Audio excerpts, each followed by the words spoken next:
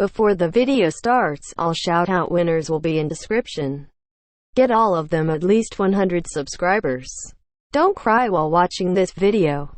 Also, if you want to enter in a shout-out, record proof of you beating my challenges and then email me the video. And of course you have to be subscribed with notifications. Anyways, let's get into the challenge. My mom would be at all my sporting events. Let's say I was playing football, okay? My mother would be on the sidelines, and if the play on the field started going one way, my mother would run along like, Mark, get him, get him! I'd be like, oh my gosh. I'd get in the huddle with the other guys, they go, Mark, is that your mother? I go, no, I never saw her before in my life. See, the greatest gift my mother ever gave me, she believed in me. I have overdosed on drugs on 3 occasions where I should have been dead. But I believe I was kept here for a reason. You show me your friends, I will show you your future. How do I know this? I hung out with losers, and I became the biggest loser of them all because I gave up everything I dreamt about as a little boy because of who I chose to surround myself with. My friends would drive me home at 2, 3, 4 in the morning.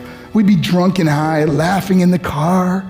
We'd pull up in front of my house in New York. They go, Mark, the light's on. I go, oh man, my mother's up. See, my mom wouldn't go to bed until she knew her son was still alive. I'd walk in, she'd say, hi Mark, how was your night? I go, it was good, Mom, I'm just gonna go to bed. She goes, can I talk to you for a minute? I go, Mom, I'm tired, I'm just gonna go to bed. She goes, Mark, I haven't seen you all day and all night. Can I please talk to you? I said, man, just leave me alone. You bug me. I'd slam my bedroom door on the one person who believed in me. I was on a worldwide tour and we were wrestling overseas in Japan. After my wrestling match, I went upstairs to my hotel room and I fell asleep.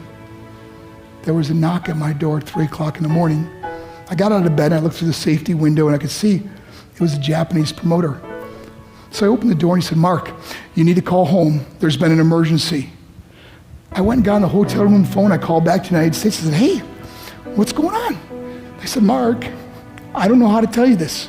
I said, just tell me what happened. All of a sudden they started crying. They go, Mark, I can't tell you. I said, just say it. They said, Mark, your mother died. I just threw the phone down. I ran out of my hotel room. I took the elevator to the lobby, and when the doors opened up, I just ran out into the street. I mean, there was no cars, there was no people. It was 3 o'clock in the morning. And I walked down the middle of a street in Hiroshima, Japan, and I remember looking up and just saying, Mom, I am so sorry. I flew home for her funeral, and I was so nervous to walk up to her casket, so I just stood way in the back. And I kept looking from a distance. I kept thinking to myself, Mom, please wake up. Please get up. And then I finally got the nerve to walk up to her. And as I got closer, I could see my mom for the first time. I mean, she was so beautiful. She was dressed in white. I mean, she looked like an angel. And I just stood over and I said, Mom, you are my hero. Everything I am, everything I hope to be was because of you. You loved me so much, you gave me a life. You're the only one that ever believed in me. How did I repay her? By getting drunk, by getting high, by getting stupid, by hanging out with losers? For what? All she ever wanted to do was talk to me.